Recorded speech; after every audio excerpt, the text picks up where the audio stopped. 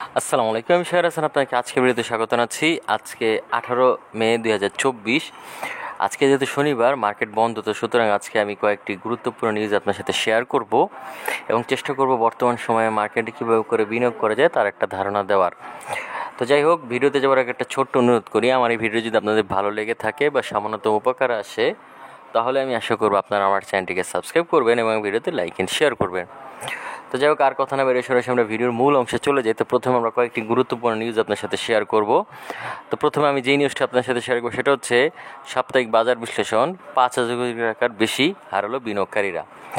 তো মূলত গত সপ্তাহে অর্থাৎ বিদায়ী সপ্তাহে 12 থেকে 16 মে সূচকের বড় পতন আমরা দেখতে পেয়েছি, একটা দীর্ঘ পতন বলা যায়। তো মাঝে কিছুটা আপ হয়েছিল মার্কেট, আমরা আশায় বুক বেঁধেছিলাম, তারপরে কিন্তু আমরা আবার পতন দেখতে পেয়েছি এবং এই পতনটা কিন্তু মোটামুটি বড় রকমেরই একটা পতন।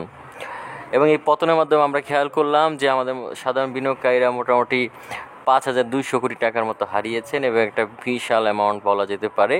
মাত্র কয়েকদিনের ব্যবধানে এত হিউজ পরিমাণ অর্থ কিন্তু সাধারণ বিনিয়োগকারীরা হারিয়েছেন, অর্থাৎ তাদের যে মূলধন ছিল সেটা কমে গিয়েছে অনেকাংশে এবং বাজার থেকে এই টাকাটি কিন্তু বাইরে চলে গিয়েছে বলা যেতে পারে। তো সেই ক্ষেত্রে বাজারের যে গতি সেটা অনেকাংশে কমে যাবে, এটাই স্বাভাবিক। এবং একটা বড় বিষয় হচ্ছে সাধারণ বিনিয়োগকারীদের আস্থাও কিন্তু অনেকাংশে কমে যাবে, এটা হচ্ছে স্বাভাবিক বিষয়।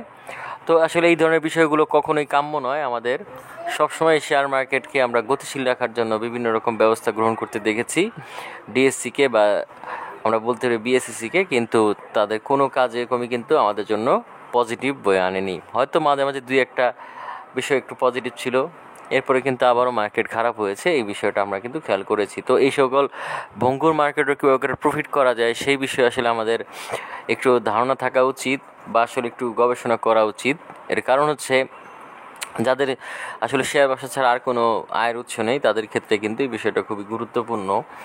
এবং যারা দীর্ঘমেয়াদে বিনিয়োগ করতে চায় তাদের জন্য কিন্তু এই বিষয়টা অনেক গুরুত্বপূর্ণ।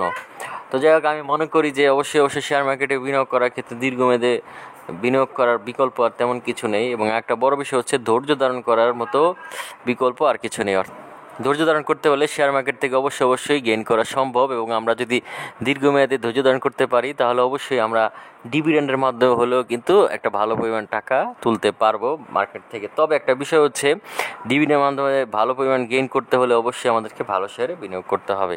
তো যাই হোক, এই ছিল প্রথম নিউজটি। এর পরবর্তীতে আমরা যেই নিউজটি নিয়ে আলোচনা করি সেটা হচ্ছে সপ্তাহ জুড়ে ব্লক মার্কেটের সর্বোচ্চ লেনদেনে 10 কোম্পানি। তো এই বিষয়ে আমার একটু মাথায় রাখা উচিত, বিগত সপ্তাহে ব্লক মার্কেটে কোন কোন শেয়ারগুলো ভালো লেনদেন হয়েছে এই বিষয়টা আসলে আমাদেরকেও এক নজরে দেখা উচিত। এর কারণ হচ্ছে ব্লক মার্কেটের মাধ্যমে কিন্তু আমরা আগামী দিনের ভালো শেয়ার বা যেই শেয়ারগুলো আগামী দিনে পরিবর্তন হতে পারে খুবই ভালো পরিমাণে, সে ধরনের একটা ধারণা পেতে পারি। যেমন আমরা এখানে দেখতে পাচ্ছি Lovello Ice Cream, Reliance One, Alif Industries, National Bank, আলহাস Textile, BSRM Limited, Express Insurance, Rupali Life Insurance, Sonali Paper এবং সোনালী আঁশ।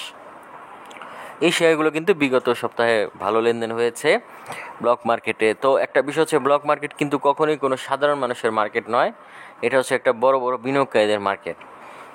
এবং বড় বড় বিনিয়োগকারীরা যদি যে কোনো শেয়ারে বিনিয়োগ করে তাহলে অবশ্যই এটা বুঝতে হবে সেই শেয়ারটির প্রতি তাদের নিশ্চয়ই কোনো ইন্টারেস্ট রয়েছে এবং এই ইন্টারেস্টের কারণটা কি সেই বিষয়টাও কিন্তু আমাদেরকে জেনে বুঝে তারপরে বিনিয়োগ করা উচিত বলে আমি মনে করি। এই জন্য আপনাদেরকে সবসময় আমি ব্লক মার্কেট নিয়ে আলোচনা করি এবং আশা করা যাচ্ছে এখান থেকে ভালো কিছু আপনারা গেইন করতে পারবেন।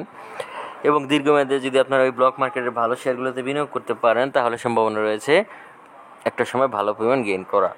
তো যাই হোক, এর পরবর্তীতে আমরা যেই নিউজটি নিয়ে আলোচনা করব সেটি হচ্ছে বিরুষিতে নতুন করে নাকাল শেয়ার বাজার। তো মূলত আমরা কয়েকদিন দেখতে পেয়েছিলাম শেয়ার বাজার বেশ কিছুদিন আপ হয়েছিল এবং এটা খুবই পজিটিভ ছিল। আমরা আশা করেছিলাম আরও ভালো হবে এবং আবার রিটার্ন করে হয়তো 6,000 পয়েন্টের উপর উঠে যেতে পারে এবং উঠে যেত, কিন্তু আমরা দেখতে পেয়েছি শেষ পর্যন্ত মার্কেটে দুটি খারাপ নিউজের কারণে কিন্তু মার্কেট অনেক বেশি পতন ঘটেছে। এবং দুটি খারাপ নিউজ হচ্ছে, একটি হচ্ছে শেয়ার মার্কেটে আয়ের উপর কর ধার্য করা হতে পারে, এরকম একটি ফেক নিউজ বলা যায়। এরকম একটি ফেক নিউজ প্রচার হওয়ার ফলেই কিন্তু মার্কেটের অনেকাংশে পতন ঘটেছে। এবং দ্বিতীয় একটা বিষয় হচ্ছে যে আমাদের দেশের রিজার্ভ অনেকাংশে কমে গিয়েছে, এরকম একটা নিউজ প্রচারিত হওয়ার পর থেকেই কিন্তু আস্তে আস্তে শেয়ারের মূল্য খুব পতন ঘটতে থাকে, অর্থাৎ শেয়ার মার্কেট থেকে মানুষ অর্থ তুলে নিতে বাধ্য হয়। এবং এই কারণেই কিন্তু মূলত আসলে আমরা খেয়াল করছি যে শেয়ার মার্কেটের গতি কিন্তু আরও কমে গিয়েছে। এই জন্যই আসলে আমাদের উচিত হবে সবসময় শেয়ার মার্কেট থেকে নেতিবাচক নিউজগুলোকে দূরে রাখা এবং ইতিবাচক নিউজগুলোকে সামনে আনা। তবে সেই ক্ষেত্রে বলা যেতে পারে অনেক সময় ইতিবাচক নিউজও কিন্তু আমাদের মার্কেটকে ঘুরে দাঁড়াতে সাহায্য করে না, এবং দেখা গেছে অনেক ভালো কোম্পানি ভালো ডিভিডেন্ড আসার পরও সেগুলি কিন্তু মার্কেট মাইনাস হয়েছে। অপরদিকে জেড ক্যাটাগরির শেয়ারগুলোতে কিন্তু মাঝে আমরা দেখতেছি হিউজ পরিমাণ আপ হয়েছে। তো সেই ক্ষেত্রে আমাদের নিজেদের মেন্টালিটিও আসলে একটু বিবেচনা করা উচিত এবং একটু রিভাইজ করে পরিবর্তন করা উচিত বলে মনে করি। তো যাই হোক, এর পরবর্তীতে সর্বশেষ যেই নিউজটি নিয়ে আলোচনা করব সেটি হচ্ছে ক্ষুদ্র বিনিয়োগকারীরা ক্যাপিটাল গেইন করের বাইরে থাকবে। তো মূলত আসলে ক্ষুদ্র বিনিয়োগকারীদের যেই পরিমাণ আয় হবে ক্যাপিটালের মার্কেটে অর্থাৎ শেয়ার মার্কেটে, সেটা কিন্তু এখানে বলা হচ্ছে যে তা কর আর আওতায় বাইরে থাকবে। অর্থাৎ এখানে একটা শর্ত রয়েছে, সেটা হচ্ছে যে শেয়ার মার্কেট থেকে 40 লক্ষ টাকা যদি আয় হয় বা 40 লক্ষ টাকার বেশি যদি মুনাফা হয় এক বছরে, তাহলে তাকে কর দিতে হবে এবং সেটা হচ্ছে 15%।